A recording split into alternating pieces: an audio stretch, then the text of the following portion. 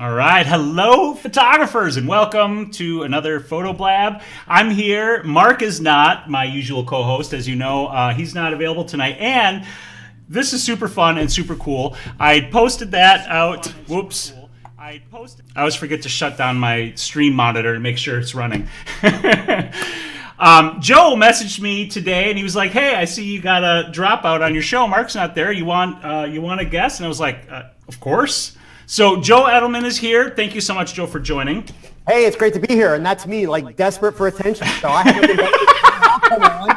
Let's do it. Right? Yeah, 100%. Now, for those of you who aren't aware of who Joe is, first of all, what's going on? But second of all, Joe, if you just want to take a minute, introduce yourself, drop your links into the chat, let people know, where, like, a little bit about you, your story, how you got started in photography. Because you told me a little bit about this when we met at WPPI, and like we were just talking about before we started the show, it's wonderful to hear other people's stories about how they got into photography and what that's done for them and how it's brought joy into their lives. Wow. Okay, so let's work that backwards. So I have a YouTube channel also. Just put the link in the chat window. I try to keep my focus on kind of the hows and the whys, the decision-making stuff that goes into photography. I have been taking pictures and working in the photography realm for just over 42 years, which makes me kind of old. But I got started in photography when I was 11 years old. And true story, it was really kind of ticked my parents off is why I did it. Wait a minute. True story. So, 11 years old, I had to deal with my parents for like Christmas and birthdays. That instead of getting like a bunch of toys and stuff like that, I could get like one cool thing. And I think it was like $100. It was like the cap. So I was 11 years old. Christmas came along, and the Sears and Roebuck Christmas catalog showed up at the house. And I went flipping through this thing, and I had always been fascinated with my parents' 8mm movie camera, but they'd never let me play with it, ever. So I got to the section with the cameras, and they had these really cool 35mm cameras. They just looked neat. And there was a German one, Heniadis Praktika Nova 1B, that was $74 at Sears, okay? And so I went running to my mother. It's like, here it is. I know. And I always did it, like, first day the catalog came. Like, Mom, this is what I want. And she took one look at it and said, no. And I'm like, what do you mean no? Like, it's $25 less than the limit. You can't say no. No, you're not kidding. She was smart enough to realize that it's not just the camera. So somehow my mother knew all about gas way back in 1971 because I didn't know about that, right? So first thing I do, I go to my father. Like, Dad, this is what I want. Mom said no. And he took one look at it and he's like, oh, no way, you know? So I threw a fit. Finally, my father was always the voice of reason. He turns around and he says, look, you've got a savings account, and you're saving money to get a mini bike. Because back in the early 70s, mini bikes, man, they were the thing. And I wanted one bad. And I had like $80 in the bank for the mini bike. He says, if you want it bad enough, go buy it. And I had access to my savings account. So literally the next day after school, I came home. I grabbed my passbook from my savings account. I went to the bank. I took the money out. I went to the camera store. And for $75, I walked out with a brand new camera and a roll of film. And that was it. I had my first picture published in a newspaper when I was 14. I was hooked on photojournalism at that point. Had my first byline in Newsweek at 16, which is an exclusive set of pictures of President Gerald Ford. And been at it ever since in one form or another. And I still don't know what I'm going to do when I grow up, but it'll have something to do with the camera. That's fantastic. That's really, really cool. Thank you for sharing. That's wonderful. Just real quick, if anybody isn't aware, like how I got into it, I was a little bit older than you. I was 20s or so. I was working at a half-price bookstore, and my job, one of the sections that I tended to was the art section. So I'm looking at all these books, right? And there was all the art books, you know, like Renoir and you know, Vermeer and whoever, and those books held no interest for me. But then there were these photo books, and it's like, oh God, like, oh my God, I love this, I love this, I love this, I love this. And sometimes I feel a little bit ashamed to admit this, but then I don't, because I think about the reason, the heart of the reason that drove me into it.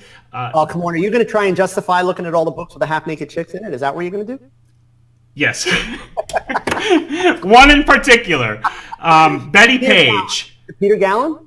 It was Betty Page. It wasn't. It wasn't the photographer. It was the model. Because okay, very cool. I mean, yes, pretty lady, no doubt, hands down. But also, she had such a vivacious and joy that just like emanated from her photos, right? Yep. So I was a 20-year-old, male.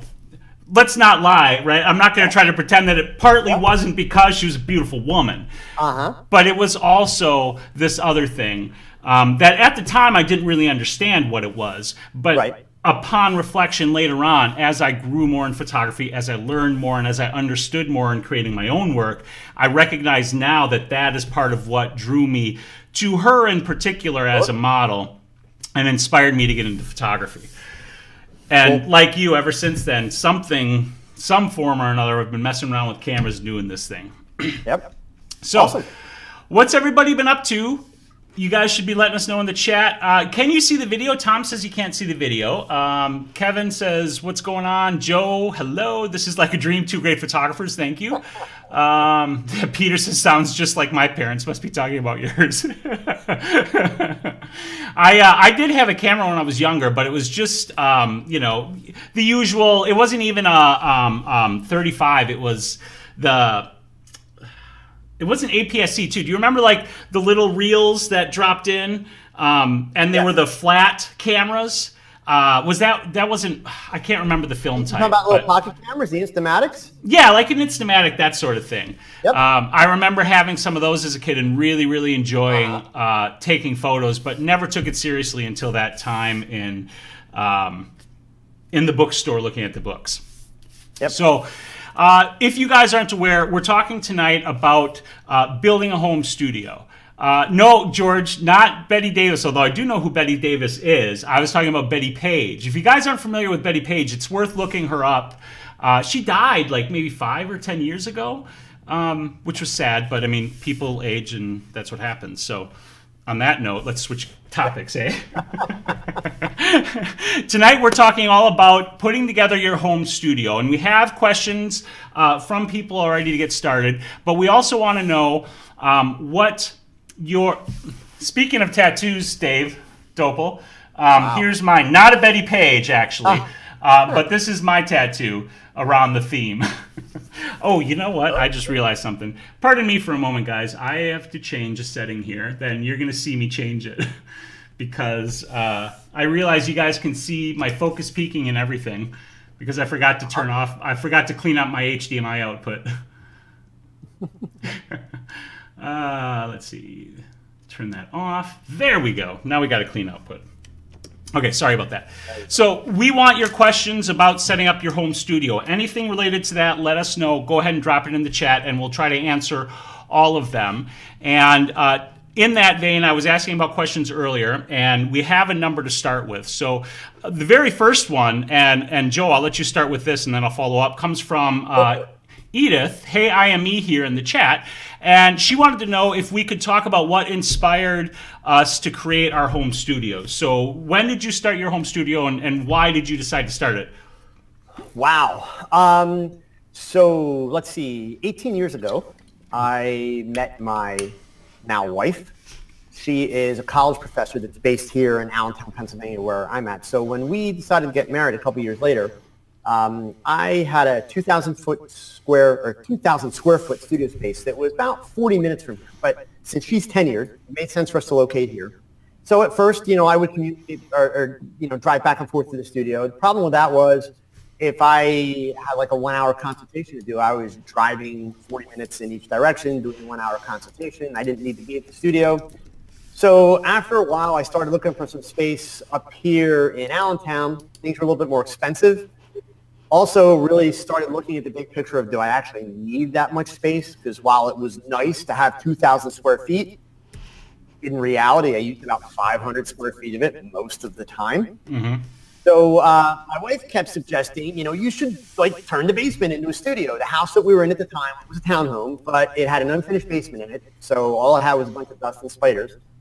And my thought when she said that was like, oh, look, I can't do that. Like, are you kidding me? I'm going to tell some 18 to 24-year-old girl, hey, yeah, come on over. Let's take pictures in my basement, right? Like, how could that go wrong?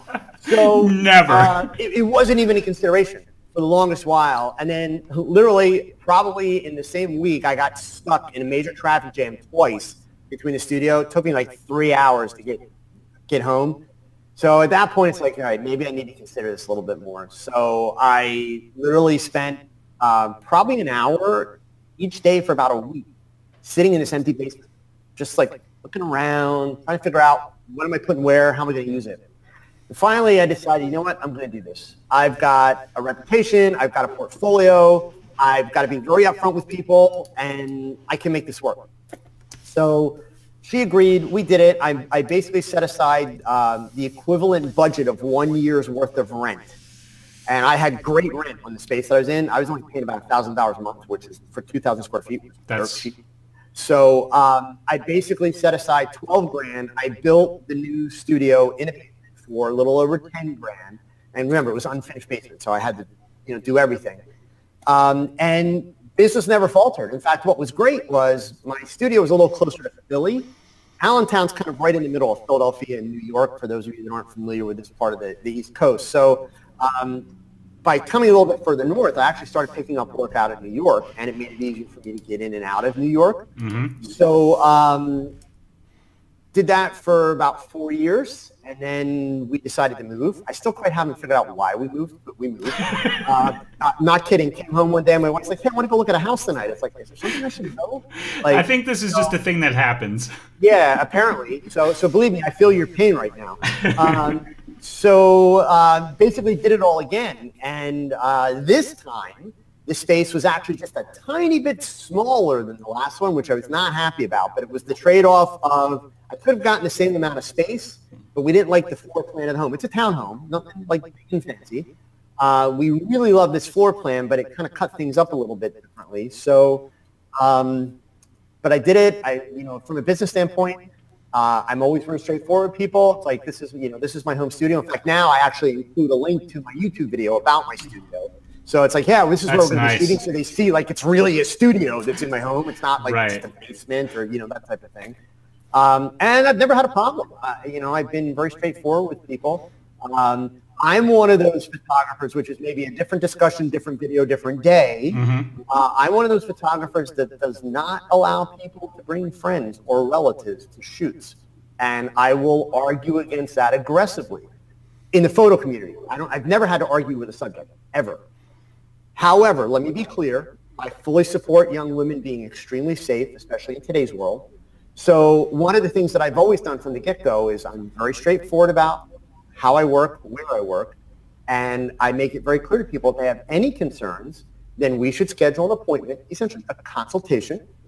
Come and visit me in advance. Bring a parent, bring a friend, bring a relative, etc. That way, you get feedback from somebody that you trust and know about me, about what they saw. But when we do a shoot, you will not be bringing a friend or relative. Especially if it's a younger girl, I always make sure when I send them the confirmation for the shoot, there's a little line or a paragraph in there that says, hey, listen, here is my street address, my cell phone number. Make sure you give this to your parents or whomever so that they know exactly where you are. So I basically kind of take it from the standpoint of a parent. If I was going to have my kid do this, what are my concerns going to be? Never had an issue. Right. And I understand where you're coming from. I don't disagree with you. I don't have a policy like that, but I don't shoot the same way you do. And I'll back that up now and talk about why I decided to start my studio. And my studio's kind of the same situation, right? We decided we were going to move, and the house that we ended up buying had 2 garages, one of which was immediately earmarked for me, 300 square feet, T-shaped garage, which was great. And for a long, long time, it was just my YouTube studio because when I started making videos, I wasn't shooting people. I was still learning myself. Making videos honestly helped me learn, as well as help other people learn. And I started shooting portraits of myself. And when I did this, this was, in hindsight, it was both amazing and stupid of me to do, because I decided I was going to do one of those 365 projects, right? Okay. And I decided, literally on a whim, that I was going to take a self-portrait every day. And I'm not talking about like, hee click, you know, self-portrait. Right. I'm talking like I had 2 goals for this, right? The first goal was I had just gotten some lighting gear. I had no clue how to use it. I shouldn't say just. I had gotten a flash about 6 months before, taken it out of the box, been excited for 5 minutes until I realized I didn't know how to use the thing. Right. Put it back for 6 months, and 6 months later it was like, okay, I've got to figure out how to use this thing. So I got some additional gear. Part 1 of that project was learn how to use my lights. Part 2 was a bit of a self-examination, a little bit of self-therapy, you might call it.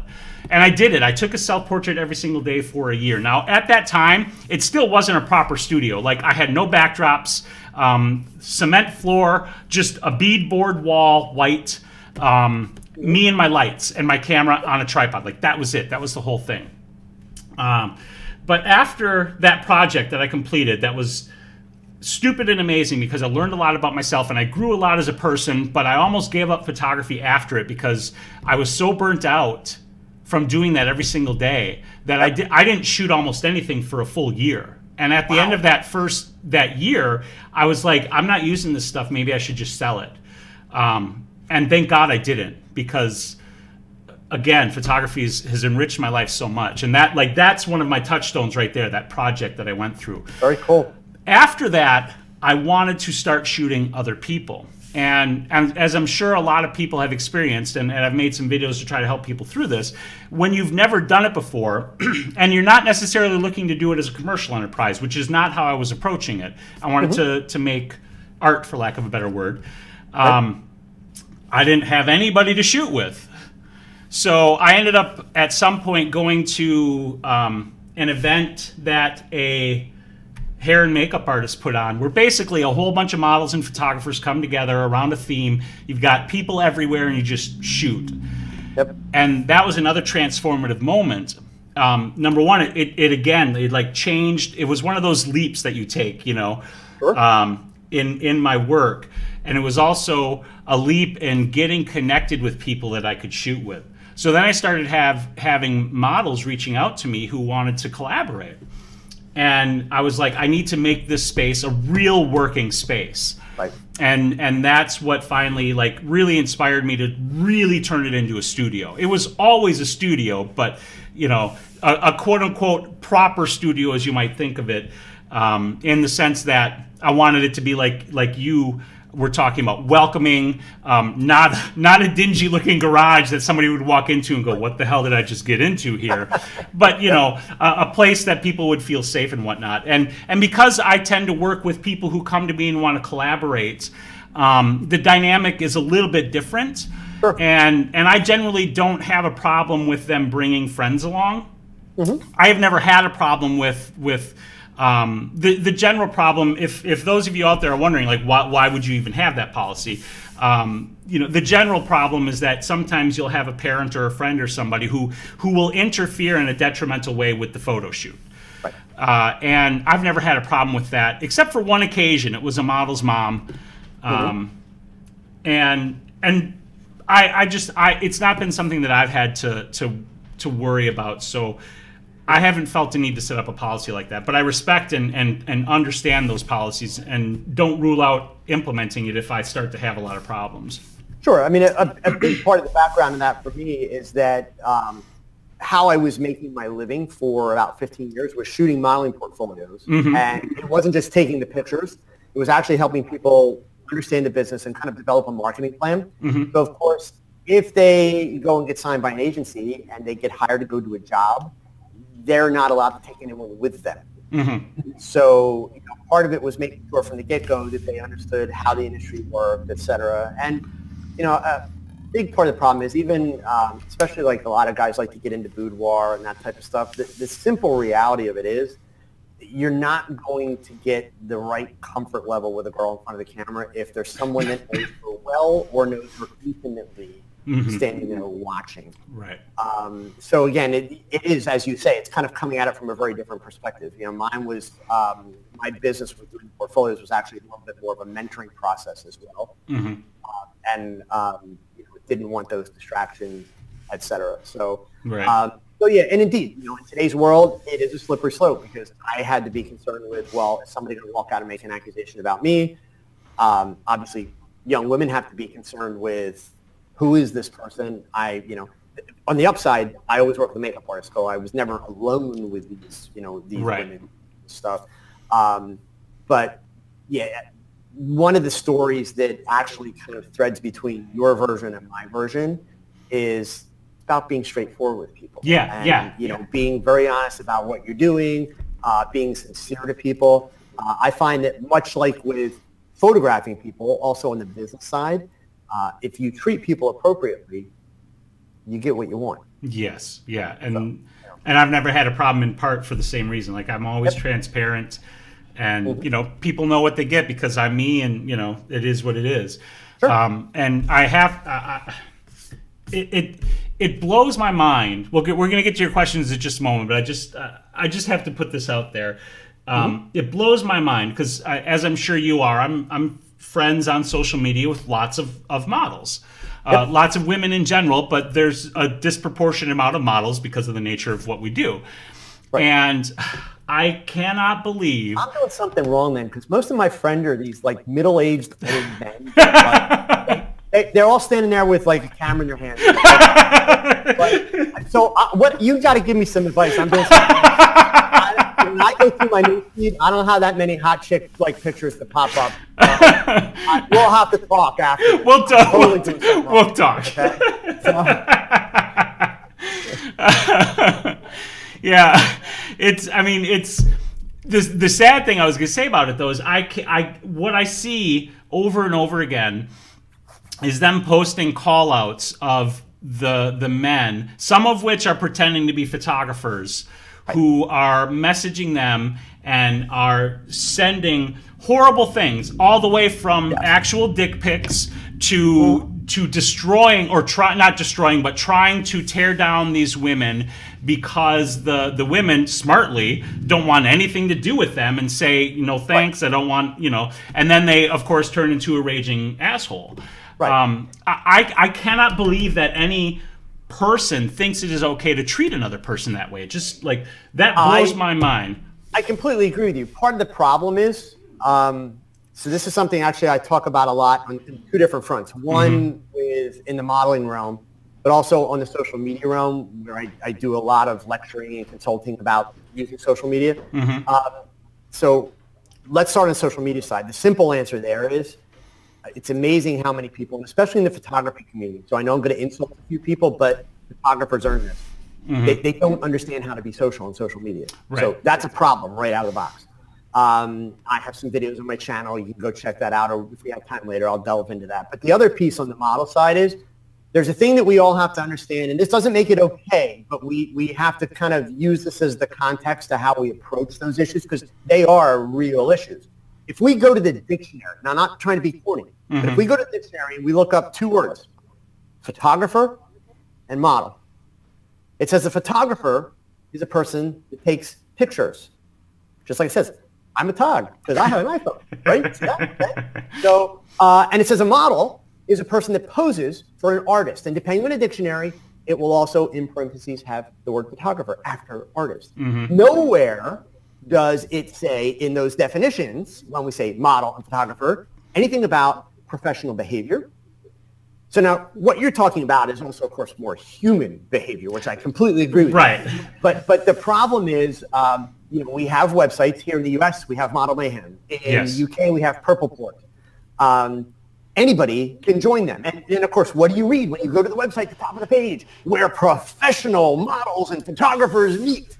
Well, no. Okay? Yeah. And of course, 5 minutes and a little bit of common sense tells you that's not the case. Right.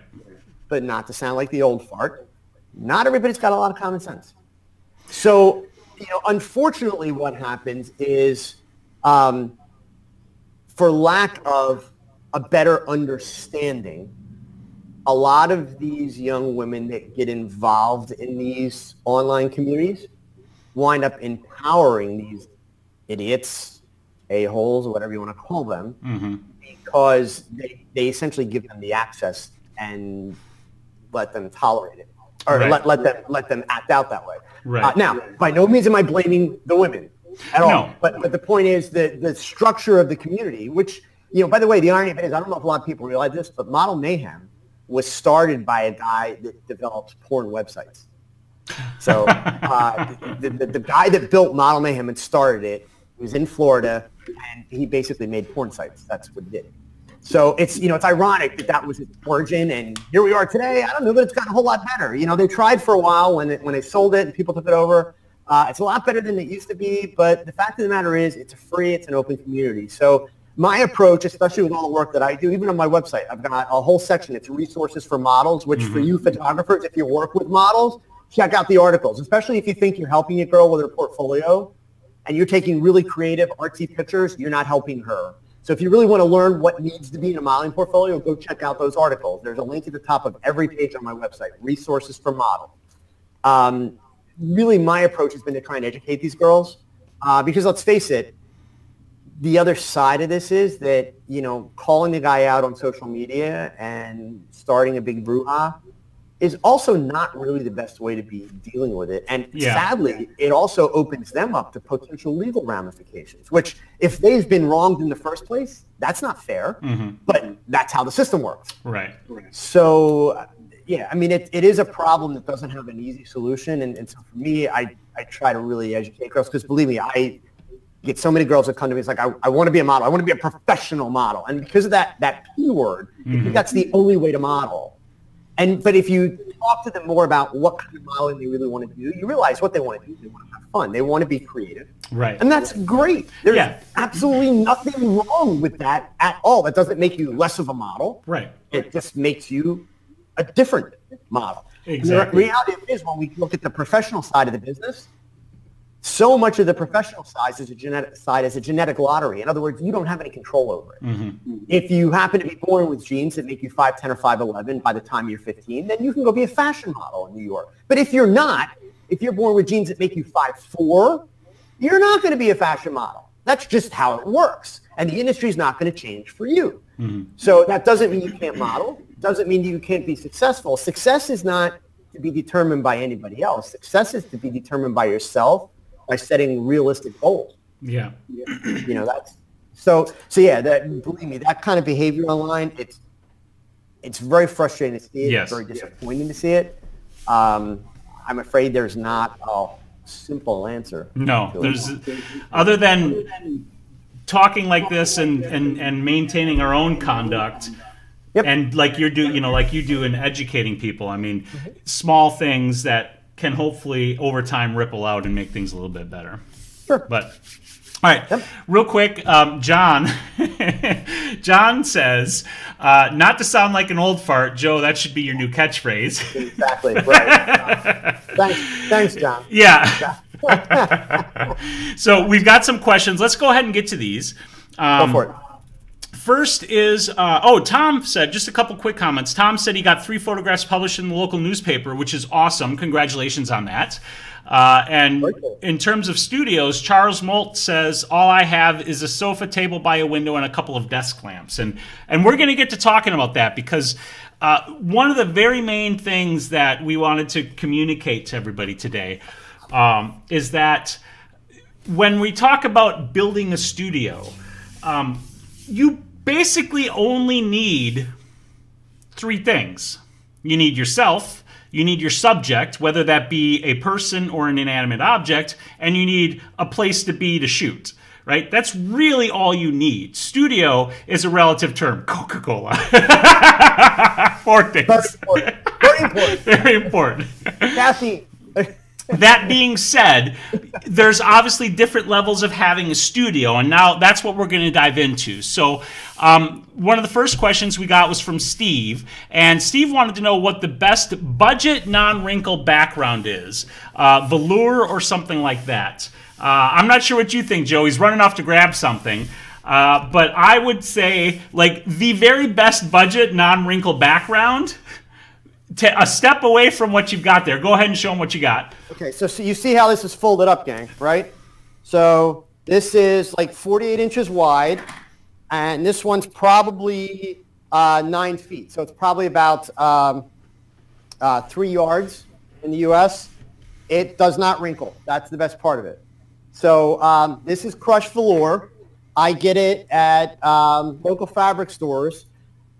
When it's not on sale, it sells for about $7 to $12 a yard, depending on the brand, which means if you buy it at full price, $12 a yard, you're paying like 36 bucks for a 9-foot backdrop. But I wait for it to go on sale. So like here in the U.S., and I'm sure there's an equivalent like in Europe, but here in the U.S., a place like Joann Fabrics, if you go on their website and you subscribe to their email newsletter, they'll send you discount coupons, plus they run sales all the time. But you only buy this stuff when it goes on sale. I've got this stuff in tons of different colors. And so that's my favorite, is a crushed velour. And there is a video on my channel, if you want to go look, where I talk about my favorite portable backgrounds, and actually that's those. It's the crushed velour because it doesn't crease. Nice. I've got a couple of suggestions. Number one is, like, absolute best low budget is to paint a wall. Well, there is that. Yeah, paint, and again, that we're talking about scaling things, step by step by step, right? So like that crushed velour, I love that. That's a great option. And I never even thought about crushed velour. Paint a wall, right? Like if you want a background that has versatility, paint a wall gray, and you can do anything with it. You can make that white, you can make that black, you can make it colored with some gels, anything you want to do with it. And some of my friends, my favorite photos that I see from them are shot in their studios, and the backdrop is literally just the wall. So you can start there. Your can of paint will run you, 10 to 20 or 30 bucks, depending upon how much you want to spend on it, and boom, you're done. So there's that. Then we have the velour. A step up from the velour would probably be a roll of paper, which you could use, and then seamless paper. And I've used canvas and spray bottles of Downy wrinkle releaser. And, you let it sit for about 5 or 10 minutes, and it's not perfectly smooth, but with A-clamps on your backdrop supports, you'll pull out all the wrinkles, and it'll be smooth enough that it's not even noticeable in a shot. Yep. So those are some options right there. Yeah, the key is, and I would just add, going back to the gray, if you can only afford one background, or if you've only got one wall and you've got to paint it one color, go with gray. Yeah. Because hands down, it's the most versatile. So not to scare everybody, so please don't, run, but there's this thing called the inverse square law. So love that law.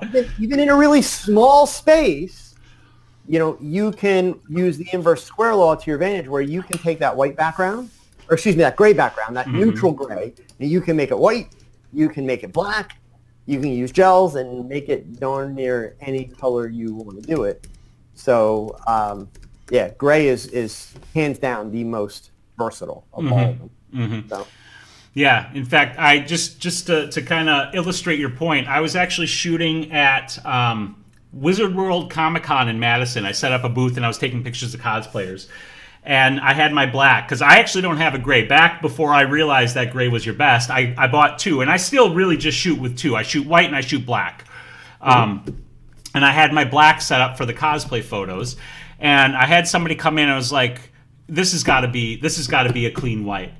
And if you put enough light on a black background, it's going to turn white. And that's exactly what I did. So, if as long as it's neutral, you can do just about anything to it and make it anything you want it to be. And I love that versatility. And the inverse square law is something that every photographer who works, with any kind of light, which means every photographer, because that's what you're all doing, you need to know about the inverse square law. All right. So by the same token, then, Kevin wants to know if it's better to have a white floor or a gray floor.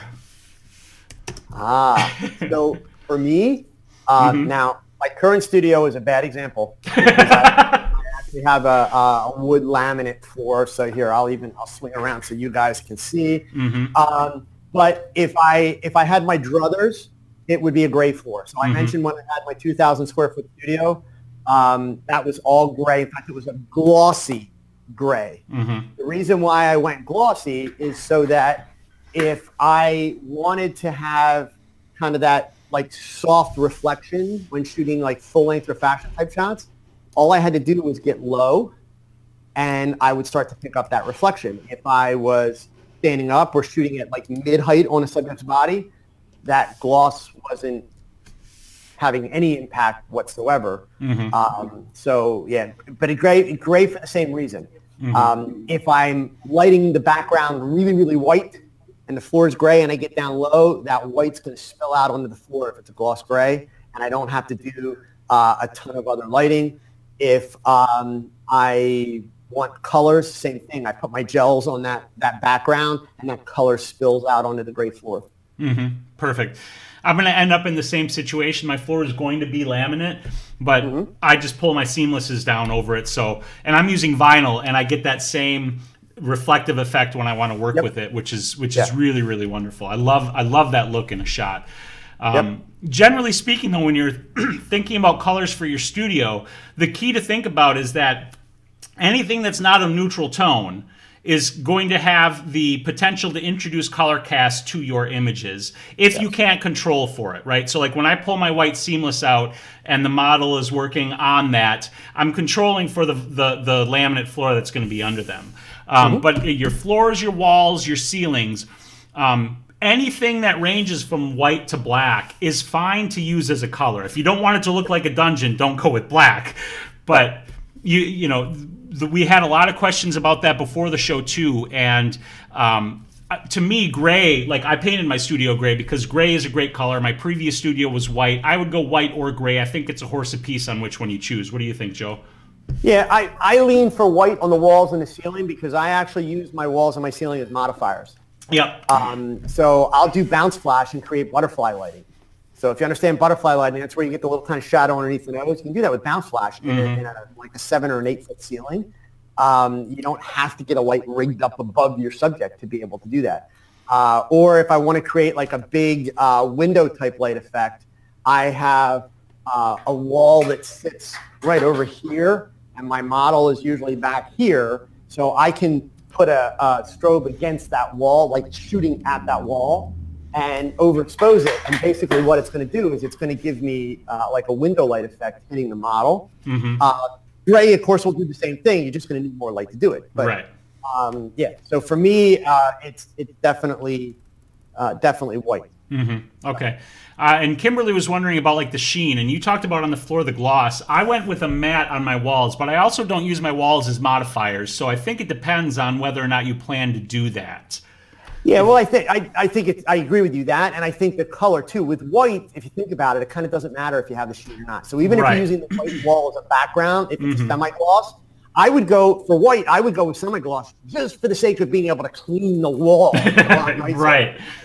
Indeed, if it were gray, I think you have to go with matte, because if you do a semi-gloss on the walls and you throw light at it, you're actually going to pick up spots that are going to be like kind of hot spots or highlighted areas where the light's reflecting directly back at the lens. So it's not that it's going to blow that out. I don't mean it to be like it's going to be a point light source, but yeah, you're going to get more uneven color. So I think matte, if you go with the gray, if you're going with white, I'd go with semi-gloss just because for the cleanability. Clean. I agree with that. So. In my old studio, I had, like I said, it was paneling basically. So white paneling, it had a gloss finish for cleanability. But I made such a mess in there between the paint shoots, the dyed water I've used, and whatever else that there's splatters and stains everywhere. Yeah. But it's fun and it's absolutely worth it. Sure. All right, Kevin had a follow-up question regarding the Octa you have hanging on your ceiling, Joe, and how that's mounted up there. Yeah. So here, let me take it down.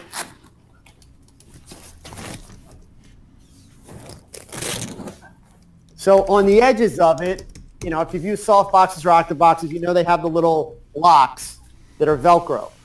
So all I did in the suspended ceiling is put up a set of cable ties. So when I want to hang it, I just set it here on the table, open up one of the locks, put it through, and then close it. Then go to the other side and do the same thing. Put it through the cable tie, lock it off, and it's there. So nice. I mean, you don't have to have a suspended ceiling. You could put a set of teacup hooks even into a ceiling if you've got a joist to put it into and do it that way. But the suspended ceiling just made it really easy. And I'm one of those people, I hate having to assemble and disassemble soft boxes on octave boxes. Just a pain in the butt. So the stuff that I use more routinely, I try to keep it assembled just like you see the soft boxes and out on the wall over there, and my medium soft boxes are sitting on the floor in the studio space. I try not to take them apart if I can help them. Yeah, I don't tend to shoot big soft light very much. I have a couple of collapsible octas, which is nice because they're just like an umbrella, so they're super easy. But they're not as massive. So I like using those when I need it because they're quick, they're easy to pack away. But I'm the same way as you. Like, I hate having to tear stuff down and set it back up. I prefer to be able to walk in and just start working. Sure. But depending upon the amount of space you have, that might not always be an option. So don't feel like that's something that you have to do. It's a luxury if you have the space. So that's, again, like scaling and thinking about the space you have to work with. So this is a side question, but I think it's one that's worth talking about. Excuse me. Jay has a question wondering when you shoot JPEGs. And that's always a funny question because... When you marry Tony Northrup, you shoot JPEG. I didn't say that. Don't quote me. Okay. What? I heard nothing. So this is something that is it depends answer. And it depends because it depends upon you as a photographer and what you want and your workflow and what you are happy with and okay with. I shoot with RAW all the time because I prefer RAW. I prefer the flexibility it gives me in the edit. And I don't mind that I have to sit down, edit my RAW, and then take it into Photoshop and do the work that I do in there to finish my image up, right? But I have many photographers who have asked me questions, who have emailed me, messaged me, and talk about, like, should I shoot JPEG, should I shoot RAW, blah, blah, blah. And I'm like, look, like, the bottom line is, are you okay sitting down to spend the time and edit the raw files that you want to keep? And is that return worth the result that you get for you? And if the answer to that is yes, the return is worth it, then yeah, you should shoot raw. If the answer is not, then go ahead and shoot JPEG. There's nothing wrong with it, right? Like, there's no right or wrong thing to do here. It's just what works best for you, unless you're Tony Northrup. But no. I mean, I'll admit. So here, this will freak a lot of people out. So I bought my first digital camera. Pro camera was a Nikon D1. I got it in late 1999 when it came out. I didn't shoot raw files as a rule until about 2011. I shot JPEG that whole time, and I'm really glad that I did. I'm really glad that I did, because what it did was it gave me no room for error. Right. So I had to really learn the finesse points of digital technology and lighting with digital, and making sure that I was doing things right. Here's the facts in this situation. Every digital camera on the market today, when we're talking Canon, Nikon, Sony, Olympus, Panasonic, Fuji, all those, they are all designed primarily to use RAW. JPEG is the by the way. Why? Because JPEG is a processed image. Okay. Now, doesn't make it bad. It's just saying that's the way the cameras are designed. Digital technology was brought to us with the idea that we're going to record everything and figure it out later. That's the RAW concept. Okay. So where I do take exception, and this is the irony of this whole debate that's been going on between Tony Northrup and Fro and everybody else that gets in on it. The problem is, number one, there's not one solution for everyone. Exactly. Number two, on a bigger issue that kind of parallels it, we have a lot of, and I'm gonna go ahead and be the old guy. We have a lot of younger photographers, especially here in the YouTube world, that really preach the idea that dynamic range is the bomb. Why? it's the bomb because I don't have to have my exposures right, and I still have a picture. Fix it in post. Now, when I hear that, yes, old guy kicked in and I'm like, no freaking way. That's not the way to do it. But you know what? They're not entirely wrong because what actually is a proper exposure? It's completely subjective. Yes. So, however, here's the key. For those photographers, the ones that are going to set their shooting style to rely on dynamic range, you got to shoot raw. If you're going to turn around and do JPEG with that stuff, you're fried. It's going to just fall apart. So that's that's the challenge. Unfortunately, there's no one answer that's right. I know wedding photographers to this day that because they're going to shoot a couple thousand images in a wedding, they're shooting that whole wedding with JPEGs. Right. And they make more money than I do, and they do great work, but they're also paying attention. Right. They're not just shooting randomly and hoping they have stuff. They know they've got their shots, and they know what they're doing with their cameras. So it's really whatever works for you. Yeah, and look, sports photography, and I mean, you came out of the journalism world, so when you got to move fast and you got to deliver fast, that's another case for JPEG. Sure. One other thing to consider with it too is, and this is why I didn't shoot RAW for the first 4 or 5 years of my photography life. I didn't have a computer that could handle it. And for a lot of people who are coming in and who do like you did when you were 11 and who save up those pennies in their allowance or whatever it is, and you buy that camera and that's literally all you can afford, and maybe you don't have a computer, or maybe you've got a computer that isn't very powerful, trying to shoot RAW because somebody says you have to be a real photographer is going to ruin your experience, because you're going to try to do it because you think that's what you should do because somebody else told you so, but then when we try to edit those images, you're just going to get frustrated and want to punch your computer, and you're going to want to throw your camera out the window. So it's easier now to get a computer that can handle it, but that can still be a barrier for people. And think about that too. Like if you're a person who has, who doesn't have the budget for a computer that can handle it, shoot JPEG until you can afford that computer. And if you want the ability to go back, shoot JPEG and RAW and just archive those RAWs for later on. That's an option too, and I think Christopher said he shoots RAW and JPEG, always edit the RAW files to present as final images, but some customers require JPEGs immediately after a shoot. So there's a case right there. Sure. Bottom line, it's what you need, and it's understanding what you need and what's going to work best for you. John's, go ahead. Sorry. No, I agree. Totally agree. Okay.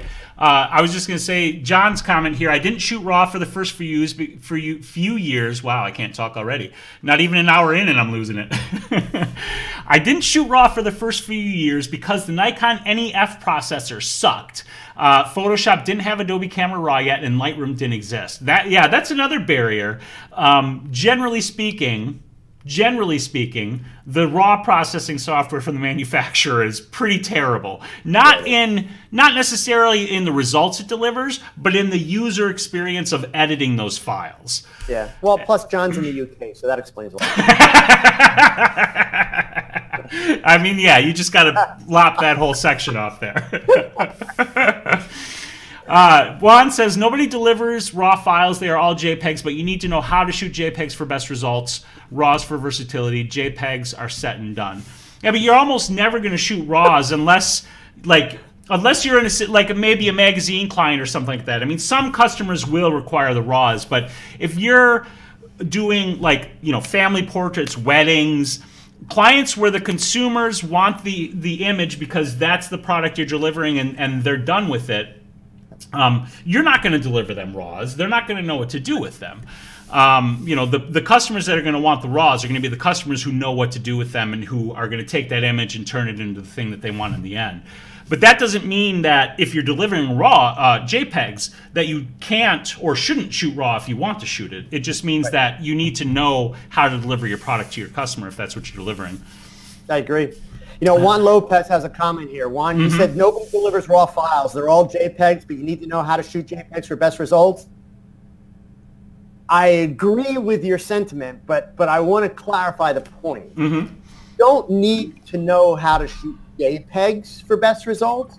What you need to know how to do is how to properly expose an image and properly use your camera. Yes. If you do that, doesn't matter if you're shooting JPEG or Yes, RAW. 100%. So that was kind of my point when I talked. So, and not that I'm really debating or disagreeing with you on. Right. I just want to clarify that point. It's not really about knowing how to shoot the JPEG. Yeah. It's really about learning how to get a good exposure, how to not have to rely on dynamic range. I mean, don't get me wrong. I look at dynamic range as a great thing. The fact that we have so much more of it now compared to what we did 10 years ago is amazing. Mm-hmm. But that doesn't mean we use it as a license to be sloppy.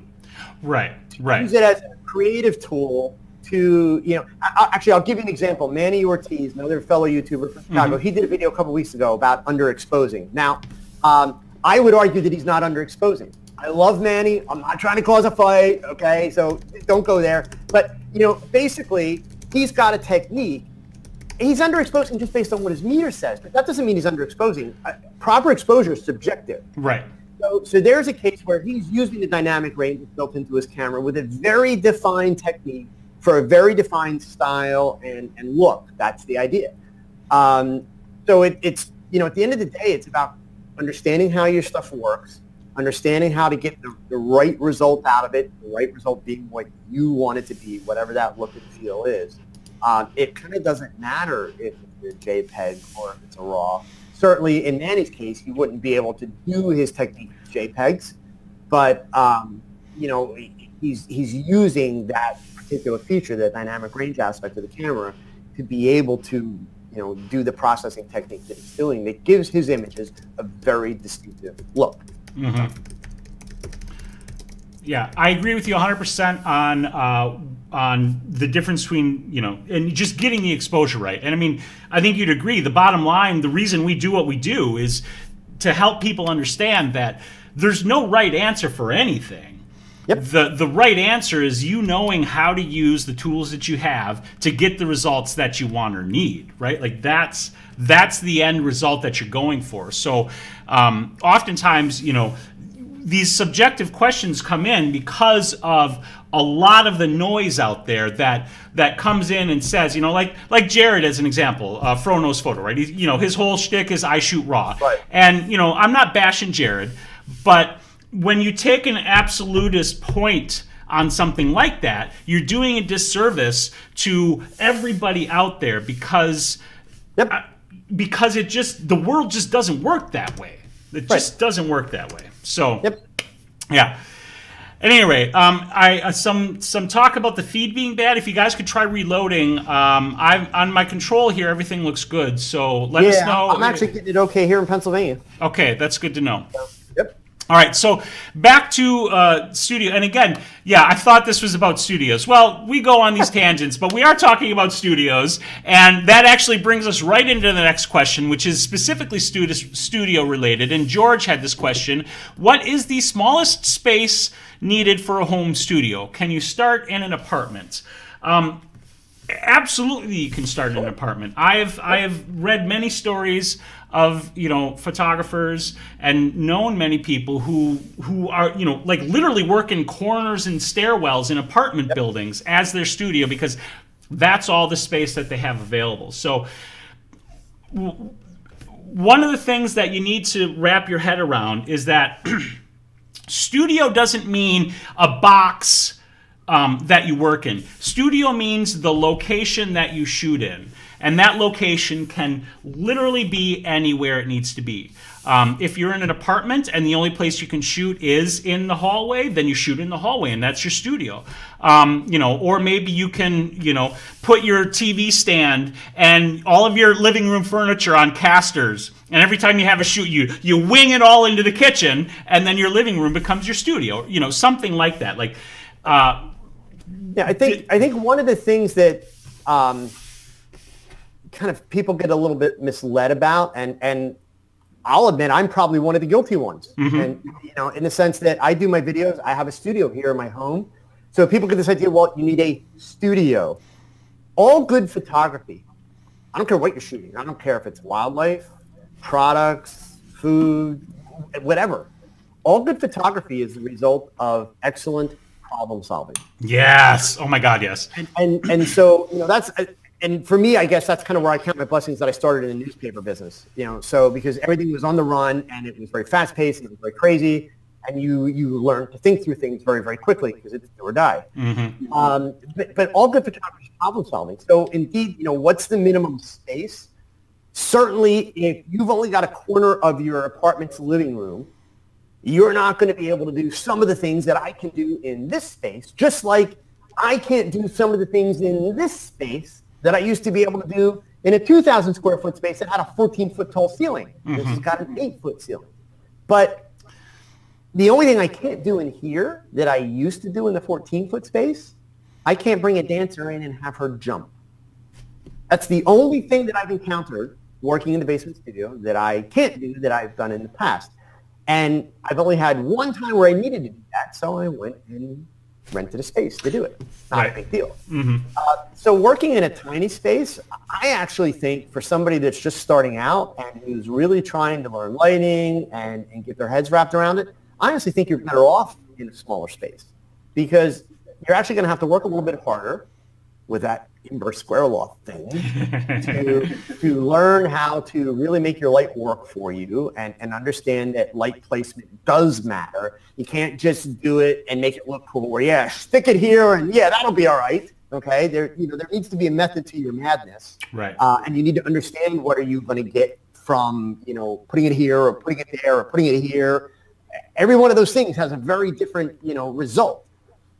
So I think honestly working in a small space, if that's all you've got, don't sweat it. You work with what you've got to work with. And there'll be some things you can't do, but I don't see that as the end of the world. And plus, and indeed, it's different in different parts of the world, but most places now you can rent rather affordably studio space for a couple hours or for a day. So it's if you ever need something that's going to require a bigger space, and it's it's really, really important thing, then go and rent a space just for the time that it takes to do that shop. But otherwise, working in an apartment is great. Yeah. I mean, I complain about this space because when I come to work, 3 flights of stairs, like you have no idea. I mean, so.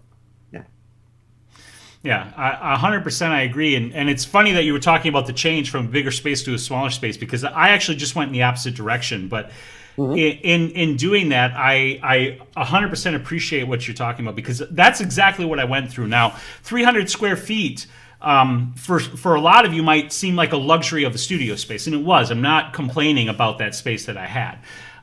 My actual shooting space was about 150 square feet, and I was working with 7-foot ceilings.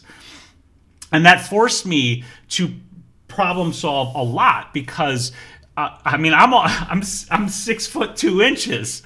I mean, my head wasn't banging against the ceiling, but you get the idea. Like a low ceiling is limiting, especially when you're dealing with like a backdrop edge and you want to make sure that your model is framed in a particular way.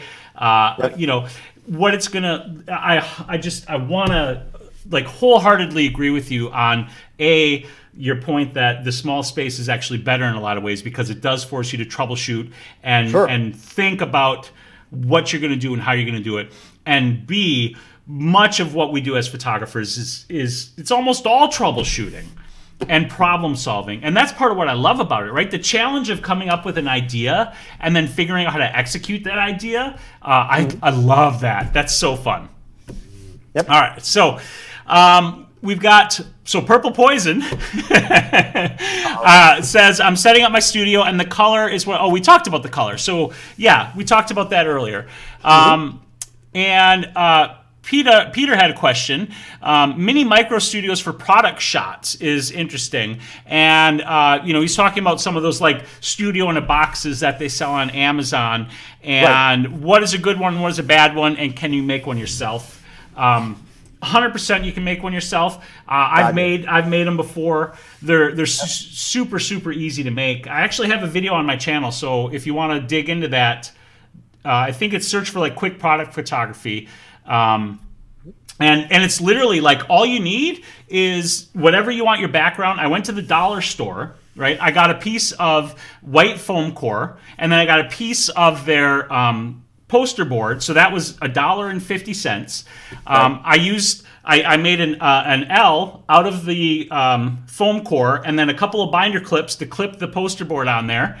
And then I literally had grow lights that I bought for like $1.50 each at Goodwill that I set up and used as my light for the product photography. So there's a $5 studio on your tabletop right there. Yep. You could certainly... I can't tell you how many people I see do pictures with those setups that you buy, you know, the boxes and everything, and they suck. they still don't understand how to make the light work. And right. So that's the thing. At the end of the day, if you're going to take a decent picture with it, you still need to learn a little bit of problem solving. You need to learn how to make the light work. And every one of those that I've seen, at least, the price is ridiculous for what you're getting. Yeah. Yeah, so it's way easier to just make your own super cheap. I mean, you could even build your own with all your own LEDs in there, and it still wouldn't cost you that much. But I think in the end, you'll get better results if you just, especially too, because if you think about it, most of these boxes have sides, and those sides can actually be limited in both the angles that you'll shoot and what you can do with the light, which is almost nothing because you can really only bring the light from the front. Maybe you can shoot it from the side if you have some that are enough to get through the opacity of that plastic or whatever is the material. But like Joe said, you've got to understand the lighting. That's going to make your product shots way better than a box that has some LEDs in there. Yep. Sandy brought up an interesting point, one that's really important for people to realize that could happen. She says, my current landlord won't allow me to photograph people on the property in case anyone falls or gets hurt, and does not allow us to use our apartments for business use. Yep. That sucks. And when you're in a situation like that, unfortunately, all you can really do is problem solve and figure out a way to shoot outside of your apartment space. And obviously, I mean, I've seen your work, Sandy. I know you're doing that. But that's a bummer. Yeah, and part of that is not necessarily just the landlord. Is using the apartment for business space can also be a zoning issue. That's a good point. The building is potentially not zoned for business use. So you have to get variances and that kind of stuff. But when you're going to work with people, having liability insurance is definitely a good idea. All right, so one of the other questions we had here is from Nicholas, and it's along the same lines of what we talked about, but I actually wanted to just riff back and forth a little bit, Joe, and share some ideas for people who are working in small spaces as to how they can optimize that space for their use. So Nicholas was wondering, saying, space is an importance, but how much space would you need? We already kind of talked about that. Right. And like I kind of already mentioned one of the things, working in hallways or things like that. But the other thing is, one of the other things I wanted to share is this idea of, like say you're going to use your living room as a space. And of course you're going to have to clear it out when you use it as space, and then you're going to have to move your stuff back in. But like, here's an easy way you could optimize that. Now, you depending upon your situation, your significant other may or may not like this idea, right? But say you want it to be as efficient as possible. You take the wall that's going to be your principal background wall that's in that living room, whatever, and paint it gray.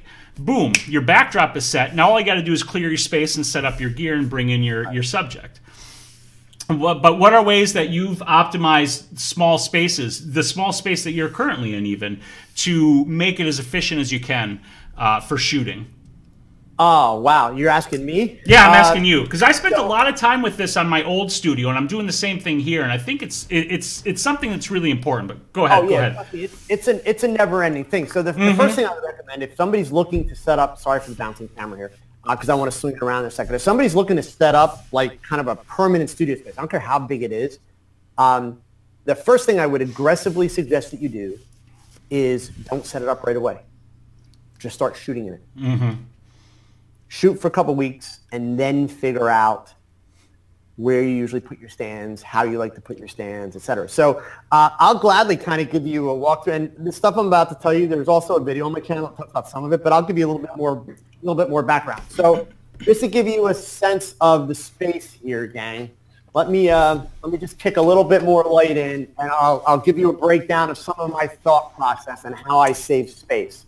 So my shooting area that's out here that you're looking at is about 13 feet wide, and it is about 26 and a half feet long from end to end. Okay, so the width this way, length that way. So basically, I knew that I was going to shoot kind of in both directions. So at this end, you can see I've got my seamless backdrops set up, and I'm actually using the Neewer brand, in other words, cheap ones. They're actually single wall mounts. And I said wall mounts, but I have them mounted on the ceiling, so they're hanging. So I've got 6 rolls up there. And then part of the problem I ran into, which was a construction issue that I couldn't get around, I wanted this wall to be solid wall, and you'll notice it's got like a little cutout in it back here. And I couldn't get around that. I tried. So that's why I decided, okay, I'll hang seamless at this end. At this end, I ran into a second construction issue. After we signed for the house, they put a law into place where we had to have a sump pump. It wasn't, and the stupid part of it is I'm like up on a hill, so this basement's not going to flood unless I get a big crack in it. But I had to have the sump pump. So when they started working on this, they actually had a closet there. I'm like, oh, no closet. So finally, we agreed on the cover thing. So the little white wall that's at that end, I sometimes will shoot with that as the background. Color stuff goes here, but even this wall sometimes will be a background. If you see my DIY fluorescent lights, I have them on a track that's right above where your camera is right now. But I space like you see over here, that's all my cords. At the other end of the room, I have a little kitchen cabinet that I had grabbed, and I set that up. I'm really big on those plastic drawers for being able to put odds and ends in. And the one piece that's going to be really hard to show you because of where the camera is, but let me see if I can get it to swing around here. All my stands and that are right here. Let's spin this around.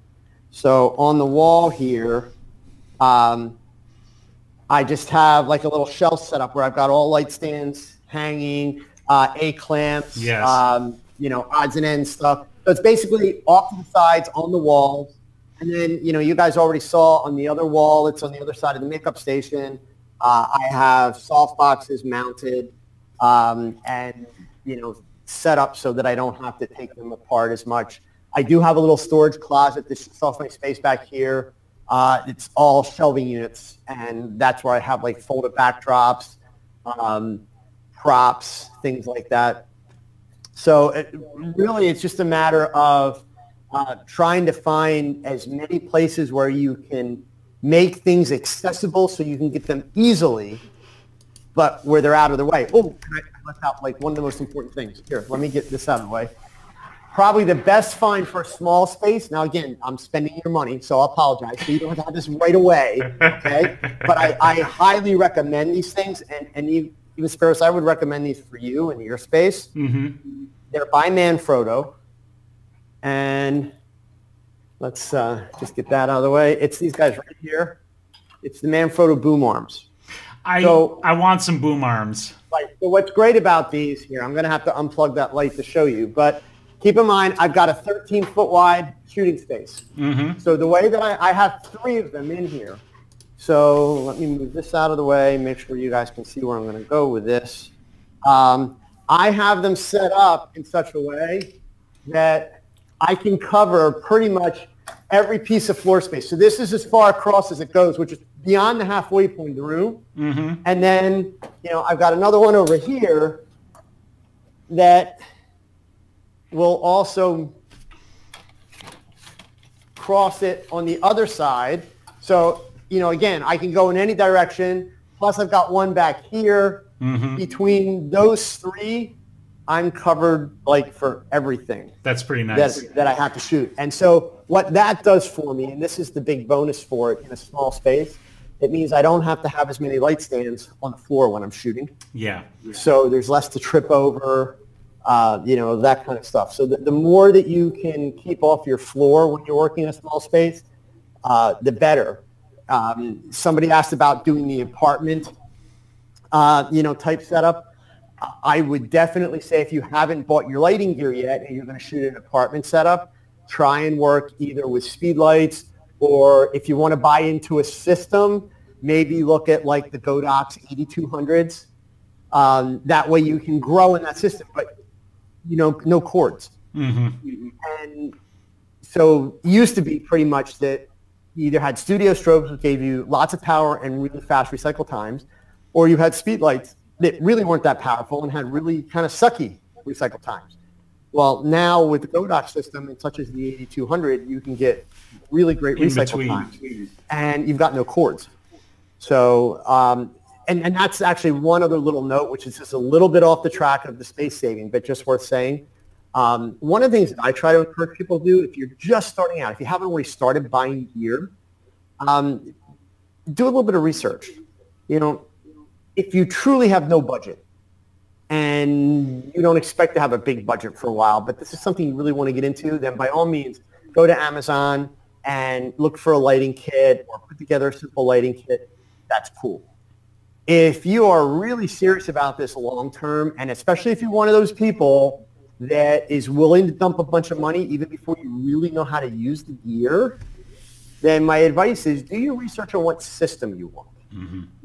And even if you can only afford to buy one to start, you can do amazing things with one light.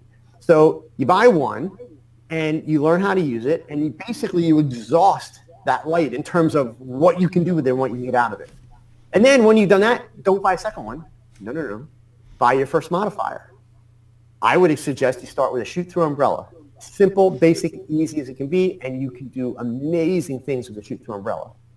Then when you've maxed that out, you're still not ready to buy a second light. Then you're going to go to Walmart or the dollar store, and you're going to get what I call the Walmart reflector. It's a $1 piece of white foam core, and you're going to add a reflector in. Then when you've exhausted those three things, by the way, I left out a light stand in the mix. You need a light stand. Yeah. But once you've exhausted those three things, then you add your second light. But do your research into what system you want to go to. So there's two sides of the fence. Not everybody can even look at a system because it's just too cost prohibitive. Mm-hmm. In which case, yes, you can get some really good bargains. And I know Spyros is going to share some links with you guys with kits and stuff that you can find on Amazon. But if you're the kind of person that you're going to invest the money, you're going to go for the expensive gear. Don't just start buying stuff randomly because you hear people talking about it on the internet because it looks cool and all this stuff. Really, and this is the fun part. This is good for your gas. Sit down and basically spec out your dream lighting system. What do you want it to be? And then, you're not going to rush out and buy it. You're going to buy one and master that one. And then you start building from there. If you don't know lighting, and if you haven't done a lot of lighting, in my opinion, it's actually a horrible idea to go out and buy a kit of 3 or 4 lights. Because once you have them, you want to use them. And what you're doing then is you're making your learning curve a lot harder because you're trying to learn with 3 or 4 lights instead of learning with one. Mm-hmm. And that's where people run into a problem. But back to the studio space, just find as many ways to get things up off the floor as you possibly can. Yeah. For me, that's the big one. Yeah, I'd like to get some boom arms for that reason. I might try some DIY boom arms. I'll pull my camera out here so you guys can kind of see them, but the lighting's not great. Right here, you can see the poles that I'm using to hold, like those 3 shiny poles right there that are holding my YouTube setup. Those are Studio Titan poles. Okay. That I got. Are they kind of like the Bogan auto poles? I'm not familiar with the Bogan auto pole. It's got, hold on a sec. I'll grab one and I'll just bring it over here. All right.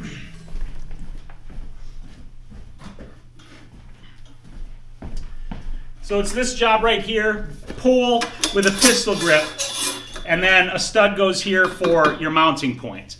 Oh, okay. Cool. And I'm thinking about mounting a couple of those from the ceiling and then just creating a mount point. It won't exactly be a boom arm because it'll be fixed up on the ceiling, but I'd be able to slide it left and right and position my light up there. Yeah, basically making a track. So that's something I might do. I haven't told my wife, who is currently listening. So Yeah, well, she just said I was going to ask how much the boom arms are too. So, I believe I want to say like $129. They're not. That's horrible. not too bad, but they're not horrible either. So, but don't quote me on that. Look them up. I want to say it's like $129. Right. There are cheaper versions. Like Impact has a version that's a lot less expensive. Downside though, it doesn't extend as far. So it really kind of depends on how you imagine, using it. The one thing that I caution about boom arms for anybody listening, and it's a little different for Spyros because he's been shooting for a while, so he's got a style, he's got kind of a flow, but especially if you're just starting out, that's why I started out by saying before you organize your studio, use it for a while. Suffer through the inconvenience and figure it out, because the thing with the boom arms, you don't want to mount them and then realize that what's happening is your lighting style and your lighting habits have become basically captive to the placement of your boom arms. So as I mentioned, I set mine up so that I can cover every inch of this floor where I would ever want to put a light with 3 lights that are off the ground. And that was very important. But coming in at first, there's no way that I would have known that up front. I had ideas. I had a sense of, how I wanted to do it. But that's the big thing. Make sure that you really understand. So, I suggest you just start using your space. And then after a month or so, you can say to yourself, oh, yeah, well, I usually put my key light here or here, and I usually have my subject over here. And then you've got a much better sense of where do I want those booms to be able to go. Yeah, and because I've just moved into this space, I would not even start by trying to mount, because this space is now different. It's longer, it's taller, it's wider than my old space. And my old space, I never did it because I was dealing with 7-foot ceilings, and I was going to lose another 6-8 inches there. But in here, I could absolutely use something like that. But I want to go back to one of the things you were saying earlier, and I mean, everything you said, 100% agree. But I think the most important thing that you need to and I just want to pull this out and unpack it a little bit more. Number one, what you were saying about using the space before you try to set up a bunch of stuff, which you reiterated a number of times. 100% agree with that. In fact, when we were moving in here, like, I can't even count the number of times my wife, who's in the chat, said to me, like, how are you going to set up your studio? Have you set up your studio yet? How are you going to set up your studio? And I kept telling her, I don't know yet, because I can't, because I'm not in there, right? Like, I needed to figure out this whole desk setup for my YouTube stuff. I know where my backdrops are going to go, but outside of that, like, I'm going to need to figure out the rest of the working situation for everything else. So I have to do it incrementally, and that's super important. So when you're going to start with something like that, start small and start simple, because the more you add to it, the more complicated it's going to get and the more frustrating it's going to be. And like Joe mentioned, because we had somebody ask about this, so people want to know, like, a studio setup on a budget. So if we're talking like bare bones, bottom line, not looking at the system like Joe said earlier, which is an absolutely smart thing to do, system that you just want to get it as cheaply as possible, and that's all we care about. Like, I've got a list of gear where you can get everything you need to start shooting for $146, and that doesn't account for some of the things we talked about, like painting a wall instead of buying a backdrop and hanging it. It doesn't account for, hanging your backdrop a different way. And I'm going to drop these links into the chat. So if anybody is in that situation where, like, you just need the absolute cheapest setup you can go with, this is what you can do. I'm going to have to put it in a couple, because I guess you can only do 200 characters per comment. But I'll drop these links in a few at a time. But I want to agree and stress what Joe said so much. I started with a single speed light, and I learned so much just using that one speed light. And I never even did the other thing you said, which is add a reflector, because for whatever reason, I just worked with one light. And then after a while, I was like, okay, I've reached the limitations of what I can do in this space with this light. And now it's time for light number 2. And for me, I was fortunate in the sense that my system was radio triggers. So the speed lights didn't matter. I just needed the radio triggers to trigger them. But as that system grew to 6 speed lights, I think I had, I had like 6 different, literally every speed light was different. I did not have 2 of the same speed lights. Okay. And that wasn't a bad thing in the sense that I couldn't use the stuff because I used it for years. All of the work that you've seen me, create and put out on Instagram or wherever I put it has been created by and large with those mixed bag of speed lights and some, pocket wizard radio triggers, right? Simple. Understanding light's the important thing. But having this mixed bag of fiddly stuff created friction in my shooting. Things like pocket wizards that didn't always fire. Things like quickly wanting to change a light and having to take 20 seconds to look at that light and remember how to change the power setting on that light versus the other light that I have over there versus the other light that I have over there. Things like that. So really think about the long-term ramifications of the short-term decisions that you make when you're trying to put something together. I cannot stress that enough with what you were saying, Joe. And I'm just repeating what you were saying, but it is so much more important than any amount of gear that you could get. And the bonus, gang, if you do that research first, you don't have to read as many manuals. Oh God, yeah, 100%, 100%. When I just switched my lighting, I'm now using the Godox, and I did that. For a while, I was actually considering moving to just a swath of all of the same Yongnuo speed lights with their single controller.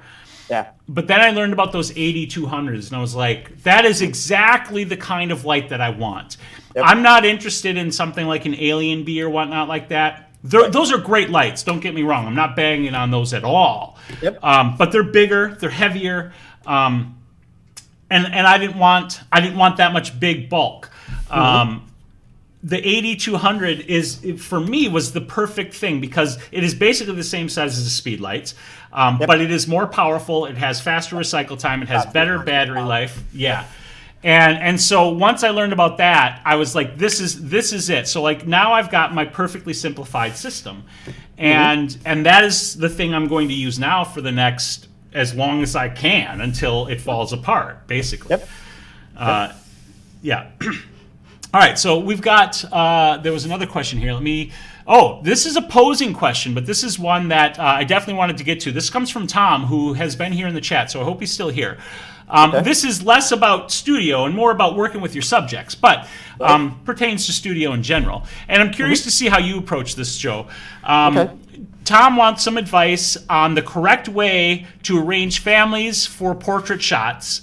Yeah, it's tough. So this is the example that he's working with. This is actually the shooting situation he's going to be in.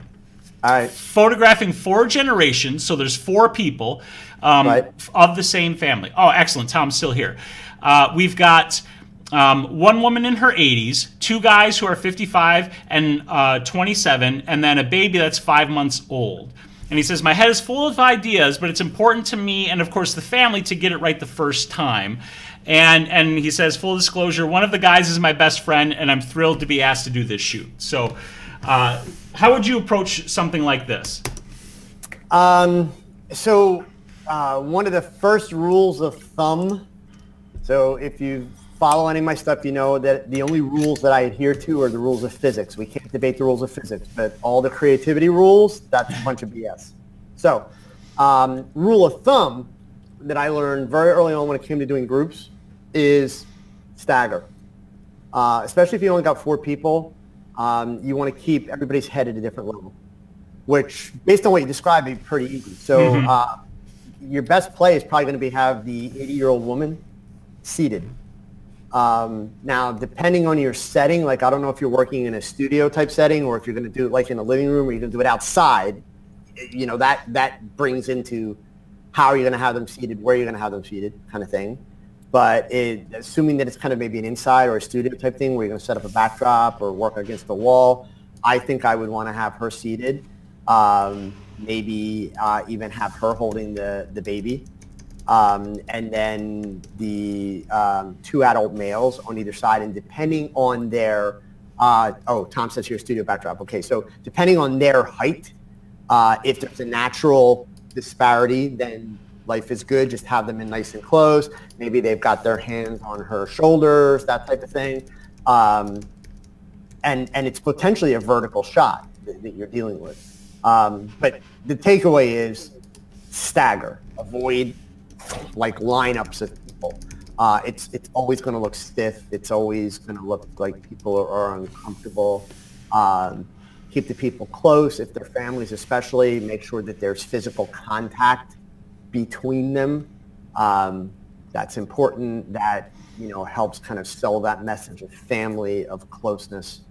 So those would be my tips. Mm-hmm. One of the really important things you said there that I wanted to pull out is the closeness. A lot of people who are new to shooting and posing groups of people don't realize that what feels uncomfortably close for people, and these are families, so it won't be quite as uncomfortable, but what feels very uncomfortably close for people to stand together in a group is basically the ideal for posing them, because then it will look quote unquote natural in the photograph. Right. If you stand in sort of your personal space bubbles, it's going to look like, you know, hundreds of miles in between the people in the portrait. It's just going to look weird. Yep. And then just to build on what you were saying, the tip that I would share to go with everything that Joe said is to build up to it. Don't like throw them all in there and then say, okay, we're going to pose you guys, but like start, you know, like start with your anchor, which I would agree with what Joe said, depending upon your settings. Sit down, you know, the woman, and then build the rest of the people posing around that anchor, whomever the anchor is in the portrait.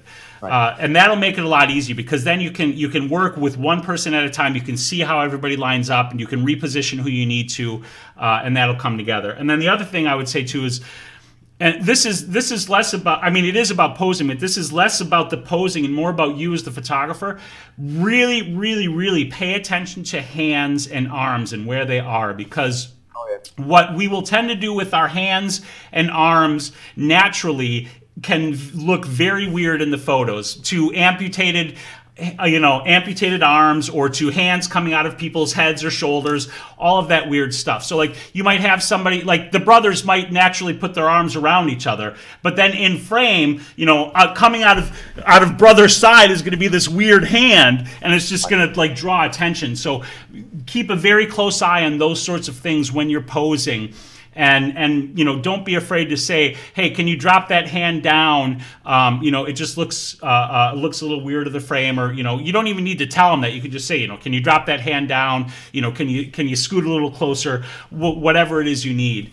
And one last point: avoid like this. You know, you want to give people some dimension, and you don't want them to be quite so blocky. So don't line them up like Joe was saying. Stagger them and turn them at some angles. That'll help with the contact too. Right. Noisy Mama made a comment that I wanted to touch base on about posing using triangles, and they mentioned Lindsay Adler. So I have not watched, full disclosure, I have not watched Lindsay Adler's book or read her book or watched the Creative Live thing, but if she taught the triangles, and that's where it came from, I understand the triangles. I've learned about the triangles. I say BS to the triangles. And here's why. So full disclosure, I have great admiration for Lindsay Adler. I know her personally. I've taught with her. She's making more money than I am. So take this for what you want to take it, okay? Number one, the problem with triangles is they are mandatory. That's why I hate that thought process. That's an I shoot raw kind of thing. I could take you online right now, and we could do a Google search for triangles and posing, and what we're going to find is tons of pictures with triangles in the poses with stiff, awkward-looking people. So what we have is a photographer that's so focused on making sure that they've got all those triangles and the elbows and the arms and everything else going on that they're not paying attention to the body language. You get the emotion right, you get the body language right, it doesn't matter what the heck they're doing in the picture. Right. It really doesn't. And that's the key to this thing. So, you know, as photographers, the easy part for us is the gear, right? Because let's face it, none of us picked up a camera for the very first time because I want to do a family portrait with an 80-year-old woman. None of us did that, ever. So this is what comes down the road when we get stupid and decide we want to make money. That's how that happens. So then all of a sudden we're looking for easy solutions and, oh, we'll do triangles or we'll do Fibonacci spirals for composition, whatever. BS. It's all BS because if you don't get the emotion and the body language right, and not to throw a whole bunch of science out, but for those that follow me, you know that my wife is a cognitive psychologist, so I talk a lot about the psychology behind images, how they're perceived, how we create things. Our brains as humans are wired to respond to body language, even if we don't know what it means. So it's not that you got to go out and study it to be able to say, well, the body language is off. We see stuff all the time where the body language is off, and we have a negative response. It impacts the way that we look at it and the way that we see it. So I'm not saying throw the triangle thing out, but I am encouraging anyone that has read about that or subscribes to that triangle thing should be a loose guideline, and it should be secondary in priority to great body language and making a connection. Great people pictures have connection.